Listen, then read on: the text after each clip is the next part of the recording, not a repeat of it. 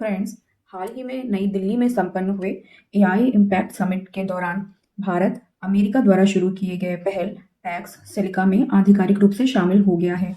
PACS silica की बात करें तो यूएस डिपार्टमेंट ऑफ स्टेट के मुताबिक यहाँ पर पैक्स का मतलब है शांति, स्थिरता या संपन्नता, और सिलिका शब्द यहाँ पे सिलिकॉन चिप्स को संदर्भित करता है।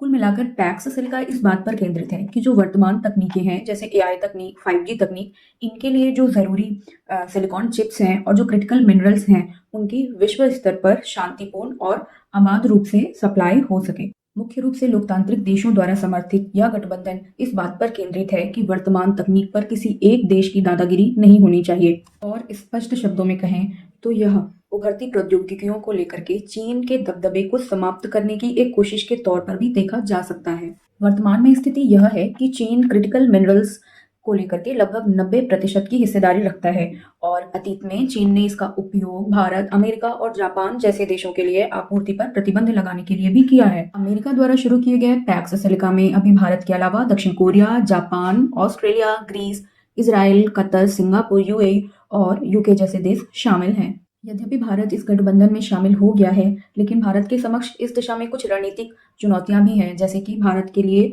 अमेरिका कभी भी एक बहुत बड़ा विश्वसनीय साझेदार नहीं रहा है, तो इसलिए अमेरिका की अस्थिरता इस गठबंधन में भारत के हितों को प्रभावित कर सकती है। इसके अलावा अभी भी भारत बैटरी और चिप्स को लेकर के चीन पर निर्भर है, और इस गठबंधन में शामिल होना चीन को भारत के खिलाफ कहीं ना कहीं कार्रवाई करने के लिए भी उकसा सकता है। तो ये थी पैक्स सिलिका के बारे में थोड़ी सी जानकारी। फ्रेंड्स, क्या आप क्रिटिकल मिनरल्स के बारे में जानते हैं, और क्रिटिकल मिनरल्स क्रिटिकल क्यों है, आप मुझे कमेंट करके जरूर बताइएगा।